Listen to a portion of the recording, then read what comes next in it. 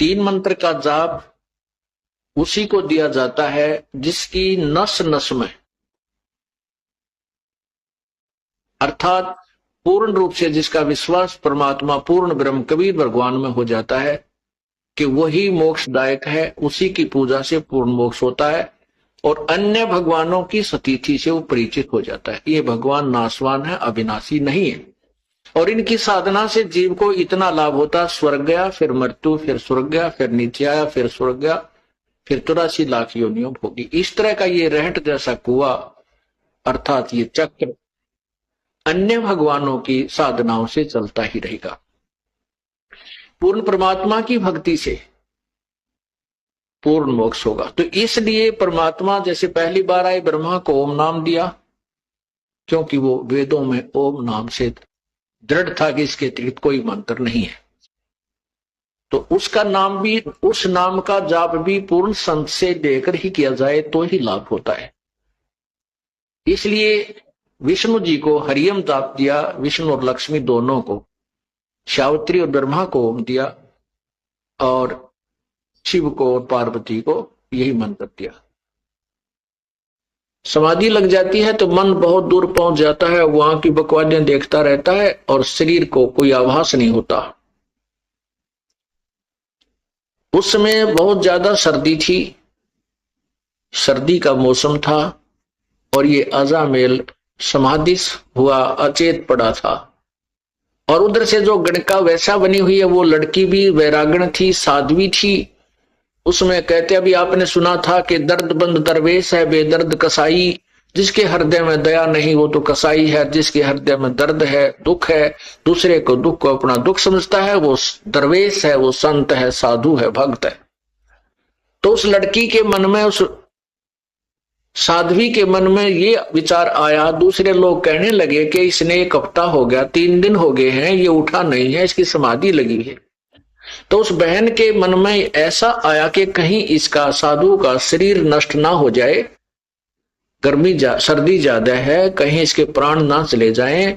और कोई कपड़ा था नहीं इस भक्त ने, उस साधक ने अजामेल जो पूर्व जन्म में केवल एक कोपीन, एक लंगोट पर्दे पर बांध रखा था, बाकी नी वस्त्र था, कोई कपड़ा नहीं रखता था। उधर से वो साध्वी थी, उसके पास भी एक्स्ट्रा कोई कपड़ा नहीं था। तो उसने सोचा इस साधु का जीवन बचाना अति आवश्यक है। तो उस लड़की ने उस साधु के ऊपर लेट गई, वह उसके जीवन रक्षा करने के लिए, अपने शरीर का ताप देने के लिए वो बहन उस भगत के, समाधि लगाए हुए भगत के यानी उस अजामेल के शरीर के ऊपर लेट गई। अब लेट गई तो वो गर्म, शरीर गर्म हुआ। कुछ देर के बाद उसके वो जो ऊपर ड्रामा ड्रूमा देख रहा था वो खत्म हुआ। जब वो वापस आया से एकदम शरीर से बाहर, तो ये तपस्वी जो होते हैं ये ततैये बन जाते हैं, भेड़े। ये नहीं देखते तुम किसको डस रहे हो, जरा सा हाथ लगते जैसे भेड़ डंक लगा देती है, सर्प डंक लगा देता है, ऐसे बन जाते हैं, ये सिद्ध बन जाते हैं इन साधनाओं से। जो ही उस संत, उस भक्त की आंखें खुली, समाधि टूटी, अपने ऊपर एक स्त्री को लेटे हुआ देखा, तो उस जन्म में तो ये ऐसा साधक था कि स्त्री को टच भी नहीं करना से अपना धर्म भंग समझता था। तो उसने उस औरत को ये सोचा कि ये मेरा धर्म भंग करने की चेष्टा कर रही है, उसको श्राप दे दिया कि तू वैसा बनेगी अगले जन्म। तो उधर से वो भी उससे कैसी थी, दया तो थी उसमें, ये तो साधु में होता है तभी तो भगवान की साधना की तरफ चलता है, दयालु जिसमें तो दया होती है।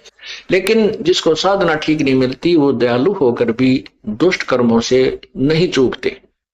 उधर से उस लड़की ने उसको श्राप दे दिया कि तू भड़ुआ बनेगा, अगले जन्म में तू भड़ुआ होगा, अर्थात व्यभिचारी होगा। तब जब उन दोनों का वो पारा सा उतर लिया छो का, फिर विचार करने लगे। तो उस लड़की ने कहा कि नालायक, मैं तो तेरे शरीर को गर्मी दे रही थी, मैंने तेरे जैसे निकम्मों की कोई आवश्यकता नहीं, मैं फिर घर क्यों त्यागती अगर मैं ऐसे कर्म करती। मैं तो, मुझे पता लगा कि 2-3 दिन से तू बेहोश पड़ा है, कहीं तेरा शरीर नष्ट ना हो जाए। मैं तो इसलिए तेरे शरीर को गर्मी देने के लिए, और कोई वस्त्र ना था मेरे पास, अपने ही शरीर से तेरी रक्षा कर रही थी। तब वो महसूस किया उसने भी कि बहन मेरे से गलती बन गई। अब वही तो बात है ना, कहते हैं तीर कमान से और वचन जुबान से निकलने के बाद वो वापस नहीं आता। तो सोच समझ कर हमने हर क्रिया बोल चाल करनी चाहिए। तो उसी के परिणाम स्वरूप वो तो वैश्या बन गई, वो बदचलन बन गया, दोनों का फिर संयोग हो गया। अब वो पति पत्नी रूप में, फिर उसके बाद उनका काफी प्रेम बन गया। जैसे जब उन्होंने पता लगाया था कि उस भक्त ने भी पता लगा कि तू कुर्बान थी, तेरा शरीर की रक्षा की, तो उनका आपस में बहुत ज्यादा लगाव बन गया, आपस में प्रेम बन गया, एक दूसरे ममता बन गई। बिल्कुल वो उस जीवन में ब्रह्मचारी रहे और बिल्कुल ठीक रहे। लेकिन वो ममता जो आपस में, यु काल का तो जाल बड़ा भयंकर है, वो आपस में मोह फंसा रहा। उस मोह ने ये फिर कट्ठे लपेट दिए, अगले जन्म में ये पति पत्नी बना दिए, और साथ में वो वैश्या बन गई और अजामेल बन गया ये बदचलन बड़ुआ। अब वो साधु वहां संत पहुंचा उसके द्वार पे, तो वो लड़की जो गणका बनी हुई थी वो एकदम बाहर आई कि हमारे द्वार पर नमो नारायण करने वाला कौन आ गया। तो गाली देने वाले तो बेसिक आ जाते थे, और आज ये परमात्मा का नाम उच्चार करने वाला कौन आ गया। एकदम वो बाहर आई और कहते हैं पिछले जन्म की जो साधना की हुई होती है, वो भक्त आत्मा मनुष्य जीवन से जब आते हैं तो शीघ्र भक्ति पर लग जाते हैं। चाहे वह कितने ही दुराचार करता है, चाहे कितने ही वो विकार करता है, शराब पीवे, मांस खावे, चाहे तम्बाकू सुल्फा पीता है, वो पिछले जन्म का जो मनुष्य शरीरधारी प्राणी होता है और पिछले जन्म में कुछ भक्ति की हुई होती है और वर्तमान में कुसंगत में फंस जाता है, वो तुरंत त्याग देता है उन बुराइयों को और परमात्मा की भक्ति में उसी प्रकार सपीडता लग जाता है। अब उस भक्तनी ने बाहर आते ही ऋषि के चरण दिए और कहा हमारे कौन सा पुण्य उदय हुआ, हमारे द्वार पर साधु संत आए हैं, आओ जी बैठो जी। अब साधु ने संत ने सोचा भी कति ठीक ठिकाना आ गए तो बहुत भगवान आत्मा मिल गई और बहुत ही अच्छे भक्त मिल गए। अब अंदर जब पहुंचा तो उसने एक चारपाई थी जिसी घर पे, वो उस पे बिछा दिए सुंदर कपड़े धोए धाए, साधु बैठ गया दच के उस चारपाई के बीच में। दोपहर के बाद का समय था, 2-3 बजे 4 बजे, और वो अजामेल गया हुआ था जंगल में शिकार खेलने, शिकार लेने के लिए। कोई मर्ग, कोई पशु पक्षी मार के लिया करता डेली और हाथ काट के शराब पिया करता वहां जंगल में बना करके मदिरा। तो वो आया, उसने क्या कर रखा कि कंधे पे लठ और लठ के अंदर एक वो टांग रखा हिरण मार के, और आते ही वो पटक दिया आंगन में। जड़ महात्मा बैठे थे उसके साथ में ही, और नो पटक, जब नो ना देखा महापुरुष बैठा सामने, उसने आते ही दुखी सा हो रहा था, कहा ले भगवान तो सारा दिन में एक का पाया, सारा दिन लग गया, एक ही मर्ग मिला, बड़ी मुश्किल से हाथ लगा। अब जब उसने वो मर्ग वहां पटका तो वो साधु की नजर गई, भाई के खुड़का हुआ कौन बोला। जब उस संत ने देखा रहे तो भाई कुकर्मी आदमी है, कौन आ गया इनके भक्तनी के घर में, मांस ये मर्ग मार रखा इसने। तो उस लड़की से पूछा बेटा यू कौन है, कौन आ गया तेरे घर में। वो कहने लगी जी ये भगत जी है आपका, ये आपका सेवक है। बाबा जी ठा लिया जोड़ा, जब गलत जगह आ गया भाई तू तो ये किसा सेवक मर्ग मार के ला रहा। तो फिर उसने देखा कि तो संत था, आया हुआ है आज तो तुम्हारे दरबार पे। अब उसके अंदर भी जो पूर्व जन्म की भक्ति थी वह जागृत होगी। परमात्मा कहते हैं कबीरा दर्शन संत के परमेश्वर आवे याद, और लेखे में वह हेगड़ी बाकी का समय बाद। तो उसी समय उस अजामेल ने भी पैर पकड़ दिए और उस बहन ने भी, उसकी पत्नी ने, और कहने लगे महाराज हमारे द्वार से आप नो मत जाओ, अब पहले पापी आत्मा है और आप जैसे महापुरुष हमें कोई सदुपदेश नहीं देंगे, हमारा कोई रास्ता मार्गदर्शन नहीं करेंगे, तो हम बुराई कैसे छोड़ेंगे। वो बोला मैंने छोड़ दो जल्दी, बस मेरे साथ तो मजाक कर दिया किसी ने, मैं गलत आ गया यहाँ पे। तो उन दोनों ने बहुत याचना की कि नहीं साधु, नहीं महाराज आपने ऐसे नहीं जाना चाहिए, हम बुरे हैं भले हैं आप ही के तो हैं, आप हमें कुछ शिक्षा दीजिए ताकि हमारी बुराई छूट सके। काफी आग्रह करने से संत ने दया आएगी कि भाई चल इतना कुछ कह रहे हैं, गलती हो जाया करती है, और ये कहें भाई हम सुधरने की चेष्टा करेंगे तो ठीक है। कहने लगे भाई इस बीमारी ने बाहर घेर का, अभी आज से प्रण करो, कसम खाओ, प्रतिज्ञा करो कि ये बुराई तुम नहीं करोगे। अब कहते हैं साधु दर्शन राम का, मुख पे बसे सुहाग, और दर्शुनी को होते हैं जिनके पूर्ण भाग। अब वो पूर्ण भाग थे क्योंकि पिछले जन्म की कमाई थी, और किसी ना किसी जन्म में वो परमात्मा की शरण में रहे हुए होते हैं, जो प्रभु आते हैं प्रत्येक युग में आते हैं, और वही कमाई उनको मनुष्य जीवन दिलवाती रहती है। बाकी जो अन्य हठ योग आदि करते हैं वो तो मलाई यही खत्म खर्च करते रहते हैं, सिद्धियां प्राप्त करके या कोई राज्य प्राप्त करके फिर पैरेलल हो जाते हैं। तो उन्होंने उसी समय उस उठा के उस मर्ग को बाहर फेंक दिया और कहा महाराज जी बाजार से जाकर के हम बिल्कुल फ्रेश आटा लावांगे आपके लिए, अलग से भोजन बना देंगे, नहा धो के, आज के बाद हम कोई बुराई नहीं करेंगे, लेकिन आप हमारे द्वार से जाइए मत, हम शाकाहारी हो जाएंगे। अब उस संत ने कहा भाई ठीक है।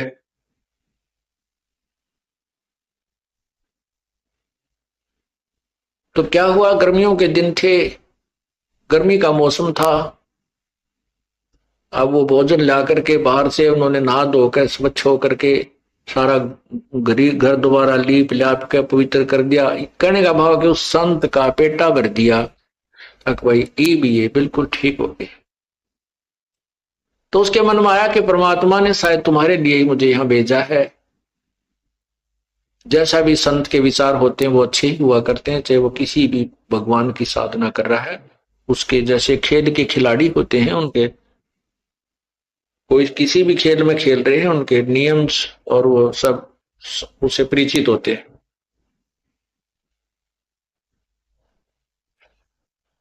अब रात्रि के समय साधु तो भजन करने लग गया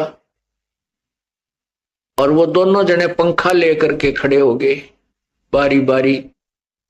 फिर वो भजन साधना करके लेट गया, तो लेट गया, आसपास छिड़का कर दिया पानी का, और ऐसे पंखा बारी बारी कभी वो खड़ी हो जा कभी वो खड़ा हो जा, उसको साधु को हवा कर रहे हैं।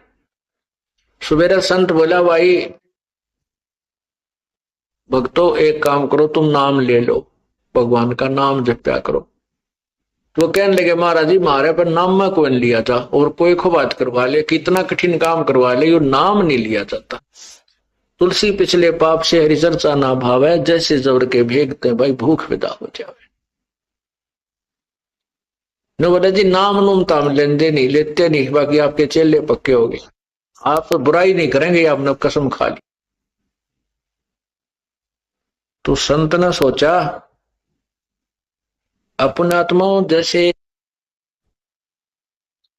ये जो कथाएं हम सुना करते ना, कि एक अजाम उसने संत ने लड़के का नाम नारायण रखने को कह दिया और उस नारायण नारायण करने से वो पार हो गया, ऐसा नहीं, ये यथार्थ कथा आपको सुना रहा हूं उसी नारायण नाम के ऊपर।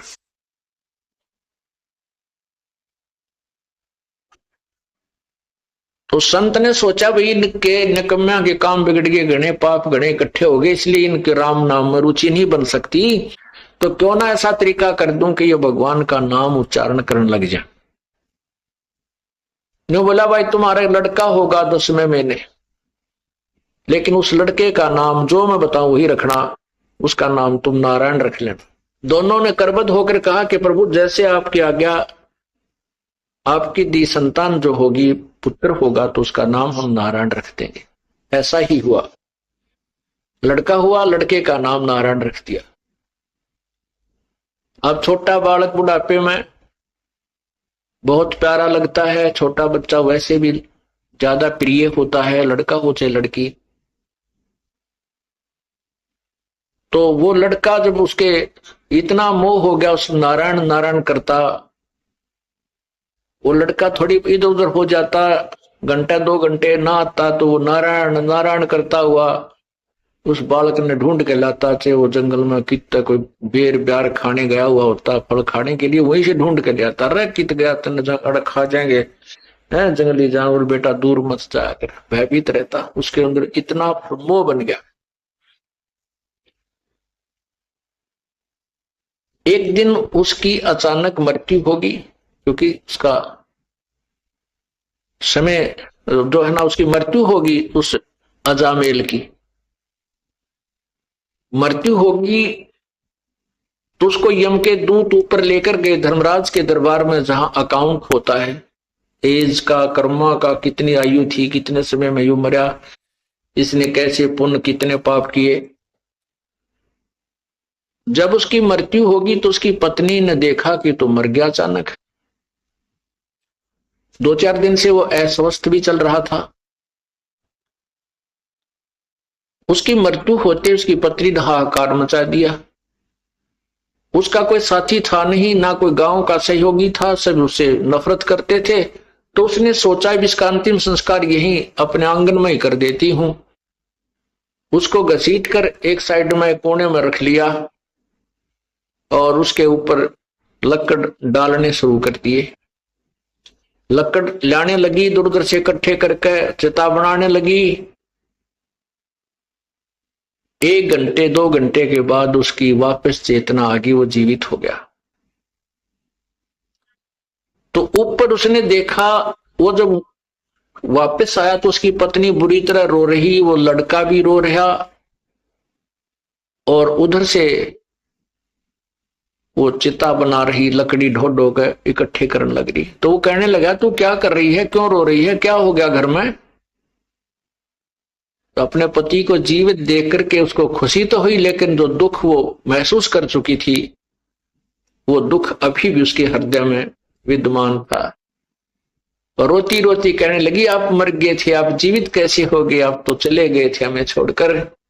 इस दुख में रो रही थी कि अब हमारा कौन है यहाँ पर, मैं किसके सारे रहूंगी अकेली जंगल में, मेरे ऊपर तो पहाड़ टूट गया था।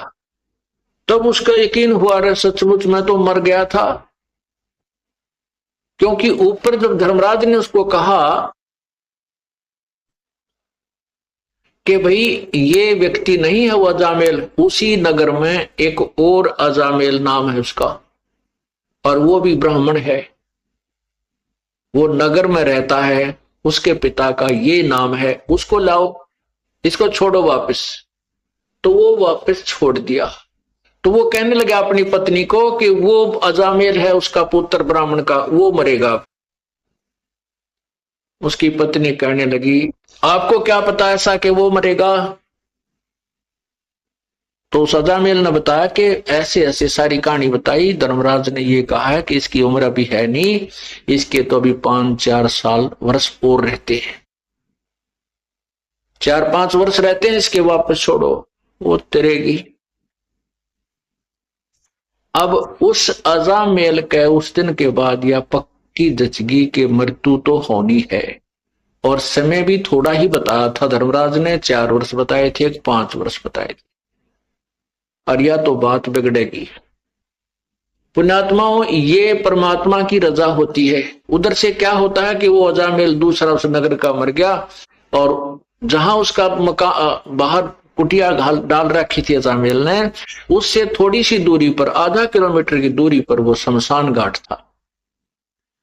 तो दो एक आधा घंटे घंटे के बाद देखते हैं कि वहां तो नगरवासियों की लाइन लग गई और वो अजामिल, दूसरे अजामिल की चिता जल गई, उसको सवा कर दिया। तो उसने कहा कि देख ले वो। फिर वो जैसे अगले दिन गांव नगर में जाते थे सामान लेने, दुकान दुकान पड़ता है, वहां पता किया तो पता चला कि वो अजामिल मर गया, उसका लड़का, उस ब्राह्मण का कल मृत्यु होगी उसकी।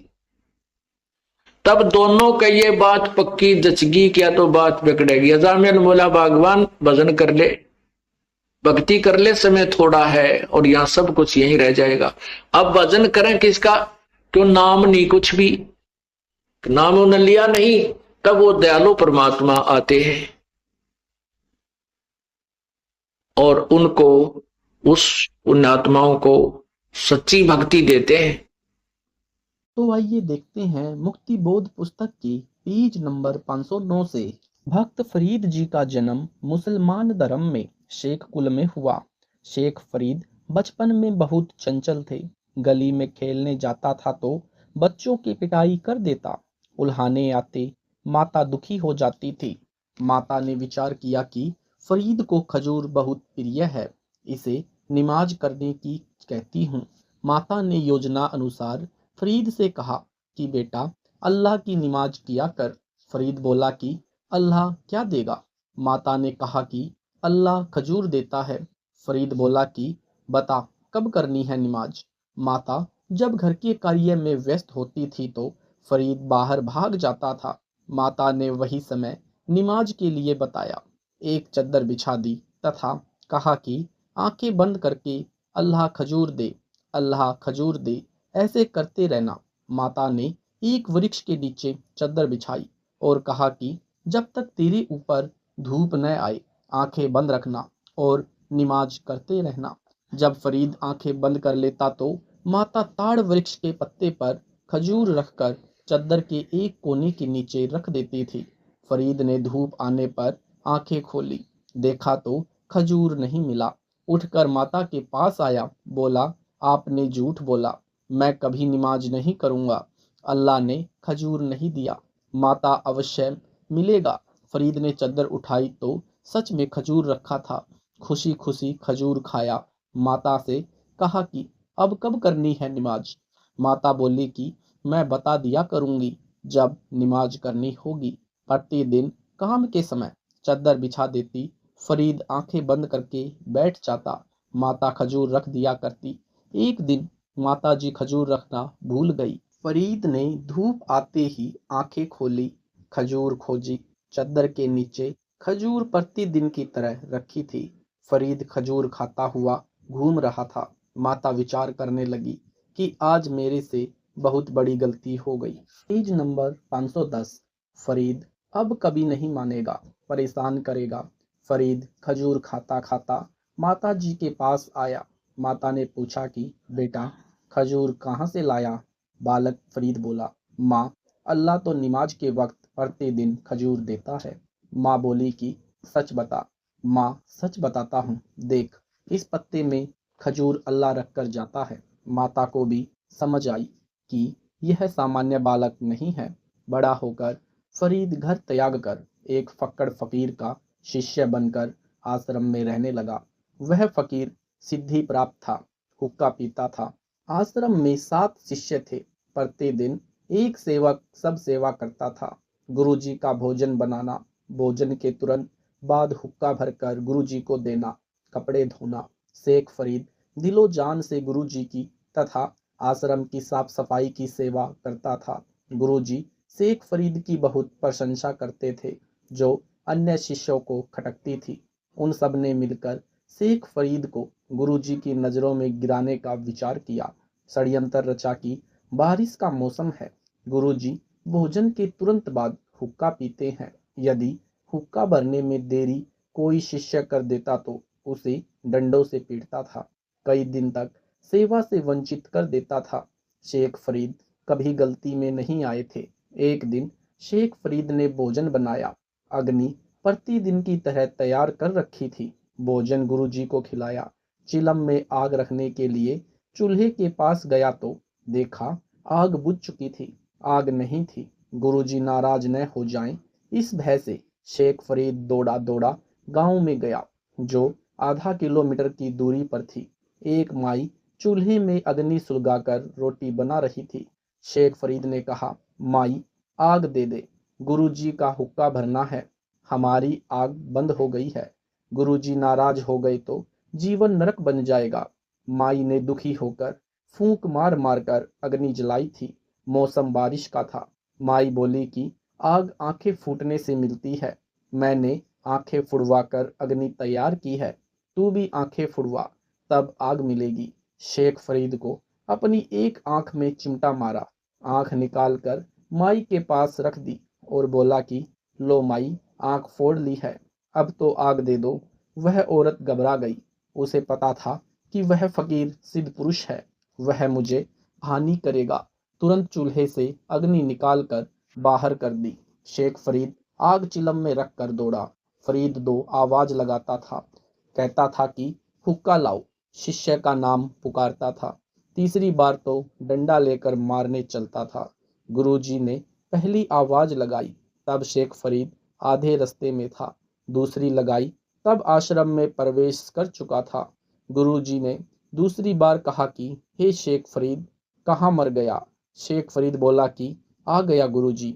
शेख फरीद ने फूटी आंख पर कपड़ा बांध रखा था। गुरुजी को बताया कि बारिश की वजह से आश्रम में आग बुझ गई थी, दौड़कर नगरी से लाया हूँ। गुरुजी को अंधेरे में कुछ कम दिखाई देता था। शेख फरीद की आंख पर कपड़ा बंधा देखकर पूछा कि आंख को क्या हो गया? फरीद बोला कि कुछ नहीं गुरुजी, आपकी कृपा से सब ठीक है। गुरुजी ने भी अधिक ध्यान नहीं दिया। सुबह वह औरत शेख फरीद की आंख एक मिट्टी के ढक्कन पर रखकर आश्रम लाई। फकीर जी से अपनी गलती की क्षमा मांगी। बताया कि आपका शिष्य कल शाम को आग लेने गया था। Page number 511। बोला, माई आग दे दे, आश्रम की आग बुझ गई है। गुरुजी भोजन खाते ही हुक्का पीते हैं। हुक्का भरने में देरी हो जाने पर नाराज हो जाते हैं। कई दिन सेवा नहीं देते हैं। यदि गुरुजी नाराज हो गए तो मेरा जीवन नरक बन जाएगा। महिला बोली कि मैंने बड़ी मुश्किल से आग तैयार की थी। मेरी आंख धुएं से लाल हो गई थी। फूंक मार मार कर परेशान थी। मैंने भक्त से कह दिया कि आग आंखें फुड़वा कर आग बनती है। आंखें फुड़वा तब आग मिलेगी। इसने सच में चिमटे से आंख निकाल कर रख दी। बोला कि यदि गुरुजी नाराज हो गए तो आंखें किस काम की? यह आंख मैं लेकर आई हूँ। गुरुजी ने शेख फरीद को बुलाया, कहा कि आंख का कपड़ा खोल। कपड़ा खोला तो आंख स्वस्थ थी, परंतु कुछ छोटी थी। माई ने यह सब देखा तो गांव जाकर फकीर की प्रसिद्धि की कि बड़ा चमत्कारी साधु है। मेरे सामने आंख ठीक कर दी। गुरुजी ने शेख फरीद को सीने से लगाया, आशीर्वाद दिया कि तेरी साधना सफल हो। गुरुजी की मृत्यु के पश्चात शेख फरीद ने आश्रम त्याग दिया। गुरुजी ने तप करने से मोक्ष बताया था। जैसा गुरुजी का आदेश था, शेख फरीद पूरी निष्ठा से पालन कर रहा था। 12 वर्ष तक तो कुएं में उल्टा लटक लटक कर तप किया। उस दौरान केवल 1.25 मन अन्न खाया था, जो नाम मात्र था। शरीर अस्थि पिंजर बन गया था। शेख फरीद कुछ देर कुएं से बाहर बैठता था। एक दिन कौवों ने उसे मृत जानकर उसकी आंखें खाने के लिए उसके माथे पर बैठ गए। शेष शरीर पर मांस नहीं था। श्री फरीद बोला, हे कौवों, आप मेरी 2 आंखें छोड़कर शरीर का सारा मांस खा लो। मैं परमात्मा देखना चाहता हूँ, इसलिए मेरी आंखें आंखें छोड़ दो। जब फरीद बोला तो कौवे उड़ गए। शेख फरीद रस्से से पैर बांधकर प्रतिदिन की तरह कुएं में लटक गया।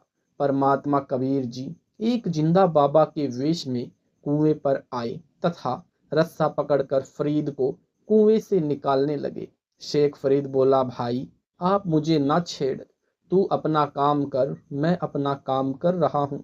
परमात्मा बोले कि आप क्या कर रहे हो?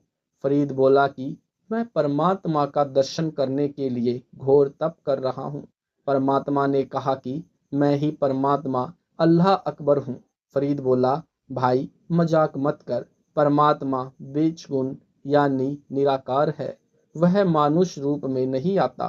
परमात्मा ने कहा कि आप कहते हैं कि परमात्मा निराकार है, दूसरी ओर कह रहे हो कि परमात्मा के दर्शन के लिए घोर तप कर रहा हूँ।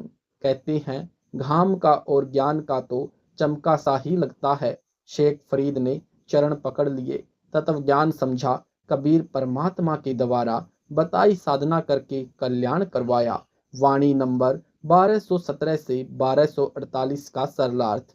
इन वाणियों में पहले वाला प्रकरण संक्षिप्त में कहा है। Page number 512।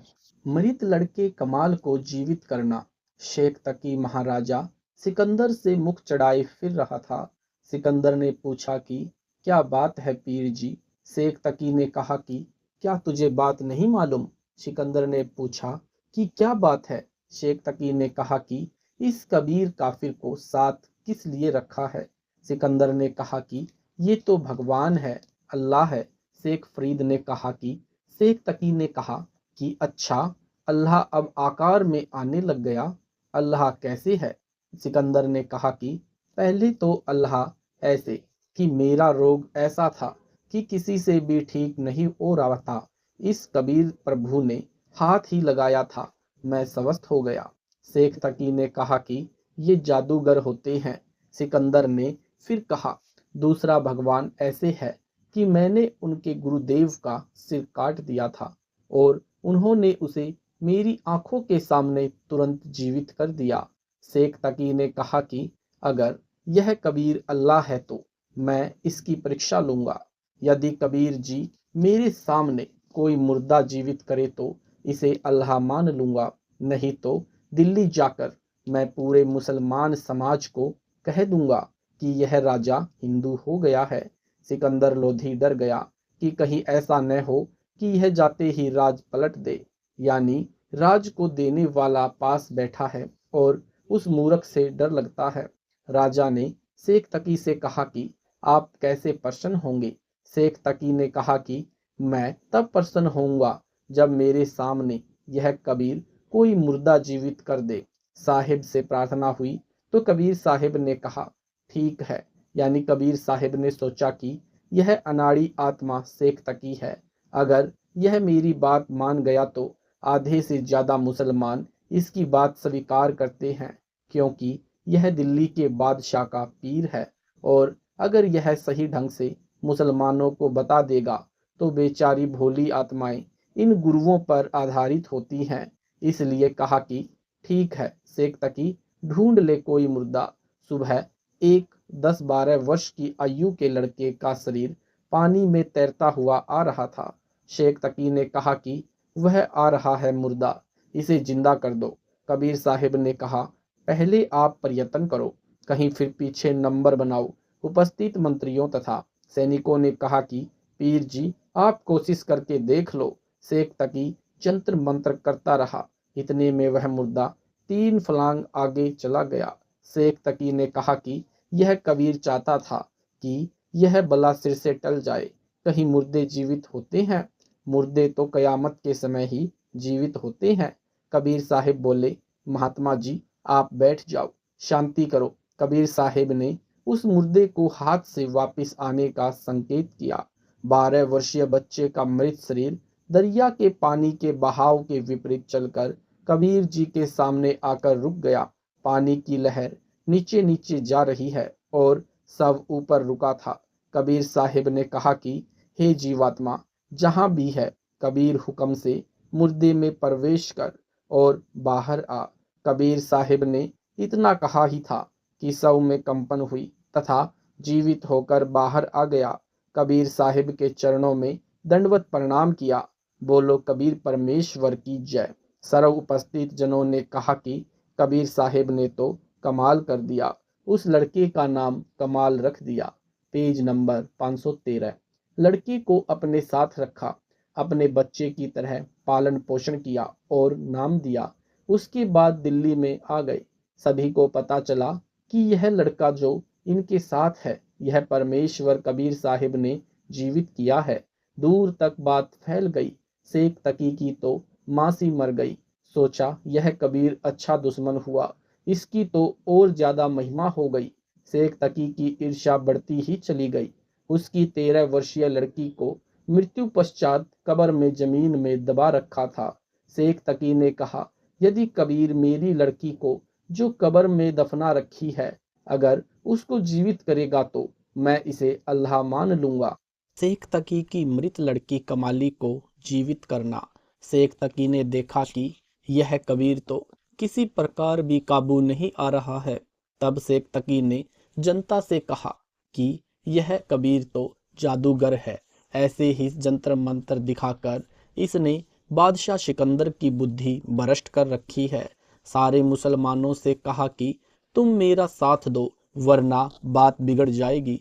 बोले मुसलमानों ने कहा, पीर जी हम तेरे साथ हैं, जैसे तू कहेगा ऐसे ही करेंगे। शेख तकी ने कहा, इस कबीर को तब प्रभु मानेंगे जब मेरी लड़की को जीवित कर देगा जो कब्र में दबी हुई है। पूज्य कबीर साहिब से प्रार्थना हुई। कबीर साहिब ने सोचा यह नादान आत्मा ऐसे ही मान जाए, क्योंकि ये सभी जीवात्माएं कबीर साहिब के बच्चे हैं। यह तो काल ने धर्म का हमारे ऊपर कवर चढ़ा रखा है, एक दूसरे के दुश्मन बना रखे हैं। शेख तकी की लड़की का शव कब्र में दबा रखा था। शेख तकी ने कहा कि यदि मेरी लड़की को जीवित कर दे तो हम इस कबीर को अल्लाह स्वीकार कर लेंगे और सभी जगह ढिंढोरा पिटवा दूंगा कि यह कबीर जी भगवान है। कबीर साहिब ने कहा कि ठीक है। वह दिन निश्चित हुआ। कबीर साहिब ने कहा कि सभी जगह सूचना दे दो, कहीं फिर किसी को शंका न रह जाए। हजारों की संख्या में वहां पर भक्त आत्मा दर्शनार्थ एकत्रित हुए। कबीर साहिब ने कब्र खुदवाई। उसमें एक 12-13 वर्ष की लड़की का शव रखा हुआ था। कबीर साहिब ने शेख तकी से कहा कि पहले आप जीवित कर लो। सभी उपस्थित जनों ने कहा कि महाराज जी, यदि इसके पास कोई ऐसी शक्ति होती तो अपने बच्चे को कौन मरने देता है। अपने बच्चे की जान के लिए व्यक्ति अपना तन मन धन लगा देता है। हे दीनदयाल, आप कृपा करो। पूज्य कबीर परमेश्वर ने कहा कि हे शेख तकी की लड़की, जीवित हो जा। 3 बार कहा, लेकिन लड़की जीवित नहीं हुई। शेख तकी ने तो भंगड़ा पा दिया। नाचे कूदे कि देखा न पाखंडी का पाखंड पकड़ा गया। कबीर साहिब उसको नचाना चाहते थे कि इसको नाचने दे। कबीर, राज तजना सहज है, सहज त्रिया का नेह। मान बढ़ाई ईर्षा दुर्लभ तजना ये। मान बढ़ाई ईर्ष्या का रोग बहुत भयानक है। अपनी लड़की के जीवित न होने के कारण कबीर साहिब की पराजय की खुशी मना रहा था। कबीर साहिब ने कहा कि बैठ जाओ महात्मा जी, शांति रखो। कबीर साहिब ने आदेश दिया कि हे जीवात्मा जहां भी है, कबीर आदेश से इस शव में प्रवेश करो और बाहर आओ। Page number 514। कबीर साहिब का कहना ही था कि इतने में शव में कंपन हुआ और वह लड़की जीवित होकर बाहर आई। कबीर साहिब के चरणों में दंडवत प्रणाम किया। बोलो सदगुरु देव की जय। उस लड़की ने 1.5 घंटे तक कबीर साहिब की कृपा से प्रवचन किए। कहा, हे बोली जनता, ये भगवान आए हुए हैं। पूर्ण ब्रह्म अनंत कोटि ब्रह्मांड के परमेश्वर है। क्या तुम इसको एक मामूली जुलाहा मान रहे हो? हे भूले भटके प्राणियों, ये आपके सामने स्वयं परमेश्वर आए हैं। इनके चरणों में गिरकर अपने जन्म मरण का दीर्घ रोग कटवाओ और सत्यलोक चलो, जहां पर जाने के बाद जीवात्मा जन्म मरण के चक्कर से बच जाती है। कमाली ने बताया कि इस काल के जाल से बंदी छोड़ कबीर साहिब के बिना कोई नहीं छुटवा सकता। चाहे हिंदू पद्धति से तीर्थ व्रत, गीता भागवत, रामायण, महाभारत, पुराण, उपनिषद, वेदों का पाठ करना, राम कृष्ण, ब्रह्मा विष्णु शिव, शेरा वाली, आदि माया, आदि भवानी, प्रकृति देवी, ज्योति निरंजन की उपासना भी क्यों न करें। जीव 84 लाख प्राणियों के शरीर में कष्ट से नहीं बच सकता।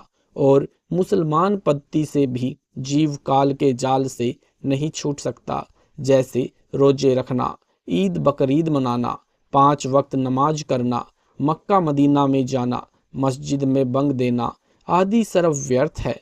कमाली ने सर्व उपस्थित जनों को संबोधित करते हुए अपने पिछले जन्मों की कथा सुनाई, जो उसे कबीर साहिब की कृपा से याद हो आई थी, जो कि आप पूर्व पढ़ चुके हो। कबीर साहिब ने कहा कि बेटी अपने पिता के साथ जाओ। वह लड़की बोली, मेरे वास्तविक पिता तो आप हैं, यह तो नकली पिता है, इसने तो मैं मिट्टी में दबा दी थी, मेरा और इसका हिसाब बराबर हो चुका है। सभी उपस्थित व्यक्तियों ने कहा कि कबीर परमेश्वर ने कमाल कर दिया। कबीर साहिब ने लड़की का नाम कमाली रख दिया और अपनी बेटी की तरह रखा और नाम दिया।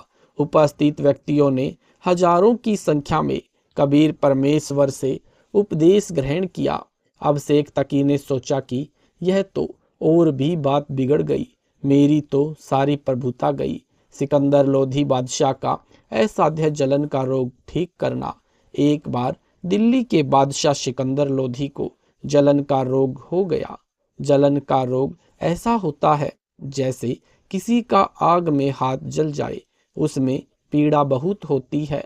जलन के रोग में कहीं से शरीर जला दिखाई नहीं देता है, परंतु पीड़ा अत्यधिक होती है, उसको जलन का रोग कहते हैं।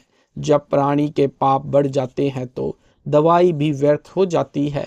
दिल्ली के बादशाह सिकंदर लोदी के साथ भी वही हुआ। सभी प्रकार की औषधि सेवन की, बड़े बड़े वैद्य बुला लिए और मुंह बोला इनाम रख दिया कि मुझे ठीक कर दो, जो मांगोगे वही दूंगा। दुख में व्यक्ति पता नहीं क्या संकल्प कर लेता है, सर्व उपाय निष्फल हुए। उसके बाद अपने धार्मिक काजी, मुल्ला, संतों आदि सबसे अपना आध्यात्मिक इलाज करवाया, परंतु सब असफल रहा। जब हम दुखी हो जाते हैं तो हिंदू और मुसलमान नहीं रहते, फिर तो कहीं पर रोग कट जाए वहीं पर चले जाते हैं। वैसे तो हिंदू कहते हैं कि मुसलमान बुरे और मुसलमान कहते हैं कि हिंदू बुरे, और बीमारी हो जाए तो फिर हिंदू व मुसलमान नहीं देखते। जब कष्ट आए तब तो कोई बुरा नहीं, बुरा कोई नहीं है। जो मुसलमान बुरे हैं वे बुरे हैं, और जो हिंदू बुरे हैं वे भी बुरे हैं, और दोनों में अच्छे भी हैं। हर मजहब में अच्छे और बुरे व्यक्ति होते हैं, लेकिन हम जीव हैं, हमारी कोई जाति व्यवस्था नहीं है, हमारी जीव जाति है। हमारा धर्म मानव है, परमात्मा को पाना है। हिंदू वेद तथा आध्यात्मिक संत भी बुलाए, स्वयं भी उनसे जाकर मिला और सबसे आशीर्वाद व जंत्र मंत्र करवाए, परंतु सर्व चेष्टा निष्फल रही। Page number 515। किसी ने बताया कि काशी शहर में एक कबीर नाम का महापुरुष है, यदि वह कृपा कर दे तो आपका दुख निवारण अवश्य हो जाएगा। जब बादशाह सिकंदर ने सुना कि एक काशी के अंदर महापुरुष रहता है, तो उसको कुछ कुछ याद आया कि वह तो नहीं है जिसने गाय को भी जीवित कर दिया था। हजारों अंगरक्षकों सहित दिल्ली से काशी के लिए चल पड़ा। वीर सिंह बघेला काशी नरेश पहले ही कबीर साहिब की महिमा और ज्ञान सुनकर कबीर साहिब के शिष्य हो चुके थे और पूर्ण रूप से अपने गुरुदेव में आस्था रखते थे। उनको कबीर साहिब की महिमा का ज्ञान था, क्योंकि कबीर परमेश्वर वहां पर बहुत लीलाएं कर चुके थे। जब सिकंदर लोधी बनारस यानी काशी गया तथा वीर सिंह से कहा, वीर सिंह मैं बहुत दुखी हो गया हूँ, अब तो आत्महत्या ही शेष रह गई है। यहाँ पर कोई कबीर नाम का संत है, आप तो जानते होंगे कि वह कैसा है। इतनी बात सिकंदर बादशाह के मुख से सुनी थी। काशी नरेश वीर सिंह की आंखों में पानी भर आया और कहा कि अब आप ठीक स्थान पर आ गए, अब आपके दुख का अंत हो जाएगा। बादशाह सिकंदर ने पूछा कि ऐसी क्या बात है। वीर सिंह ने कहा कि वह कबीर जी स्वयं भगवान आए हुए हैं, परमेश्वर स्वरूप हैं, यदि उनकी दया दृष्टि हो गई तो आपका रोग ठीक हो जाएगा। राजा सिकंदर ने कहा कि जल्दी बुला दो। काशी नरेश वीर देव सिंह बघेल ने विनम्रता से प्रार्थना की कि आपकी आज्ञा शिरोधार्य है, आदेश भिजवा देता हूँ। लेकिन ऐसा सुना है कि संतों को बुलाया नहीं करते। यदि वे आ भी गए और रजा नहीं बख्शी तो भी आने का कोई लाभ नहीं। बाकी आपकी इच्छा। सिकंदर ने कहा कि ठीक है, मैं स्वयं ही चलता हूँ।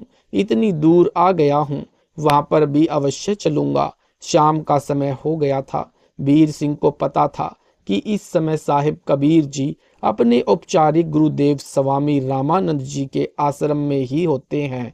यह समय परमेश्वर कबीर जी का वहां मिलने का है। वीर देव सिंह बघेल, काशी नरेश तथा सिकंदर लोधी दिल्ली के बादशाह दोनों स्वामी रामानंद जी के आश्रम के सामने खड़े हो गए। वहां जाकर पता चला कि कबीर साहिब अभी नहीं आए हैं, आने ही वाले हैं। वीर सिंह अंदर नहीं गए। 12 सेवक खड़ा था, उससे ही पूछा। सिकंदर ने कहा कि तब तक आश्रम में विश्राम कर लेते हैं। राजा वीर सिंह ने स्वामी रामानंद जी के द्वारपाल सेवक से कहा, पेज नंबर 516 स्वामी रामानंद जी से प्रार्थना करो कि दिल्ली के बादशाह सिकंदर लोधी आपके दर्शन भी करना चाहते हैं और साहिब कबीर जी का इंतजार भी आपके आश्रम में ही करना चाहते हैं। सेवक ने अंदर जाकर रामानंद जी को बताया कि दिल्ली के बादशाह सिकंदर लोधी आए हैं।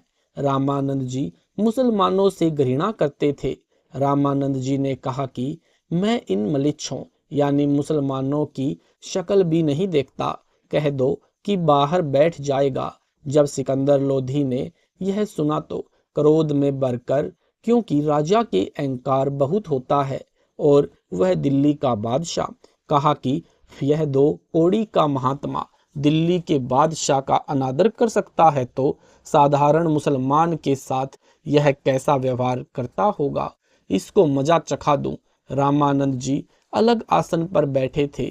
सिकंदर लोधी ने जाकर रामानंद जी की गर्दन तलवार से काट दी, वापिस चल पड़ा और फिर उसको याद आया कि मैं जिस कार्य के लिए आया था और वह काम अब पूरा नहीं होगा। कहा कि वीर सिंह देख, मैं क्या जुल्म कर बैठा, मेरे बहुत बुरे दिन है, चाहता हूँ अच्छा करना और होता है बुरा। कबीर साहिब के गुरुदेव की हत्या कर दी, अब वे कभी भी मेरे ऊपर दया दृष्टि नहीं करेंगे। मुझे तो यह दुख भोग कर ही मरना पड़ेगा। मैं बहुत पापी जीव हूँ। यह कहता हुआ आश्रम से बाहर की ओर चल पड़ा। वीर सिंह अपने बादशाह के आगे क्या बोलता। ज्यों ही आश्रम से बाहर आए, कबीर साहिब आते दिखाई दिए। वीर सिंह ने कहा कि महाराज जी, मेरे गुरुदेव कबीर साहिब आ गए। ज्यों ही कबीर साहिब थोड़ी दूर रह गए, वीर सिंह ने जमीन पर लेटकर उनको दंडवत प्रणाम किया। अब सिकंदर बहुत घबराया हुआ था। अगर उसने यह जुल्म नहीं किया होता तो वह दंडवत नहीं करता, और दंडवत नहीं करता तो साहिब उस पर रजा भी नहीं बख्श पाते, क्योंकि यह नियम होता है, अति आधीन दीन हो प्राणी, ताते कहिए ये अगत कहानी। ऊंचे पातर जल ना जाई, ताते नीचा हुज्जे भाई। आदि के पास हैं पूर्ण ब्रह्म दयाल, मान बढ़ाई मारिए बेअदबी सिरकाल। कबीर परमेश्वर ने यहाँ पर एक तीर से 2 शिकार किए। स्वामी रामानंद जी में धर्म भेद भाव की भावना शेष थी, वह भी निकालनी थी। रामानंद जी मुसलमानों को हिंदुओं से अभी भी भिन्न तथा हे मानते थे। सिकंदर में अहंकार की भावना थी। यदि वह नरम नहीं होता तो कबीर साहिब कृपा नहीं करते तथा सिकंदर स्वस्थ नहीं होता। वीर सिंह को देखकर तथा डरते हुए सिकंदर लोधी ने भी दंडवत प्रणाम किया। कबीर परमेश्वर जी ने दोनों के सिर पर हाथ रखा और कहा कि 2 नरेश आज मुझ गरीब के पास कैसे आए, मुझ गरीब को कैसे दर्शन दिए। परमेश्वर कबीर जी ने अपना हाथ उठाया भी नहीं था कि सिकंदर का जलन का रोग समाप्त हो गया। सिकंदर लोधी की आंखों में पानी आ गया। संत के सामने यह मन भाग जाता है और ये आत्मा ऊपर आ जाती है, क्योंकि परमात्मा आत्मा का साथी है। अंतर्यामी एक तू आत्म के आधार, आत्मा का आधार कबीर भगवान है। सिकंदर लोधी ने पैर पकड़कर छोड़े नहीं और रोता ही रहा। परमेश्वर जानी जान होते हुए भी कबीर साहिब ने सिकंदर लोधी दिल्ली के बादशाह से पूछा, क्या बात है? सिकंदर ने कहा कि दाता, मैंने घोर अपराध कर दिया, आप मुझे क्षमा नहीं कर सकते। जिस काम के लिए मैं आया था वह असाध्य रोग तो आपके स्पर्श मात्र से ठीक हो गया। इस पापी को क्षमा कर दो। कबीर साहिब ने कहा, क्षमा कर दिया, यह तो बता कि क्या हुआ? सिकंदर ने कहा कि आप क्षमा नहीं कर सकते, मैंने ऐसा पाप किया है। कबीर साहिब ने कहा कि क्षमा कर दिया। सिकंदर ने फिर कहा कि सच में माफ कर दिया। कबीर साहिब ने कहा कि हाँ, क्षमा कर दिया। अब बता क्या कष्ट है? सिकंदर ने कहा कि दाता, मुझ पापी ने गुस्से में आकर आपके गुरुदेव का सिर कलम कर दिया और फिर सारी कहानी बताई। कबीर साहिब बोले, कोई बात नहीं, जो हुआ प्रभु इच्छा से ही हुआ है। आप स्वामी रामानंद जी का अंतिम संस्कार करवा कर जाना, नहीं तो आप निंदा के पात्र बनोगे। परमेश्वर कबीर साहिब जी नाराज नहीं हुए। सिकंदर लोधी ने वीर सिंह के मुख की ओर देखा और कहा कि वीर सिंह, यह तो वास्तव में भगवान है। देखिए, मैंने गुरुदेव का सिर काट दिया और कबीर जी को क्रोध भी नहीं आया। वीर सिंह चुप रहा और साथ साथ हो लिया और मन ही मन में सोचता है कि अभी क्या है, अभी तो और देखना, यह तो शुरुआत है। स्वामी रामदेवानंद गुरु महाराज जी की असीम कृपा से पारक के अंक का सरलार्थ संपूर्ण हुआ। सत साहिब जी। ये थे संत रामपाल जी महाराज जी के अमृत मंगल प्रवचन। अगर आपको यह वीडियो अच्छा लगा है तो वीडियो को लाइक करें, शेयर करें, कमेंट करें। ऐसे ही वीडियो देखने के लिए यूट्यूब पर हमारे चैनल सतलोक इन संत रामपाल जी महाराज चैनल को सब्सक्राइब जरूर करें, ताकि वीडियो का अगला नोटिफिकेशन सबसे पहले आपको मिल सके। सत साहिब जी, मिलते हैं अगली वीडियो में।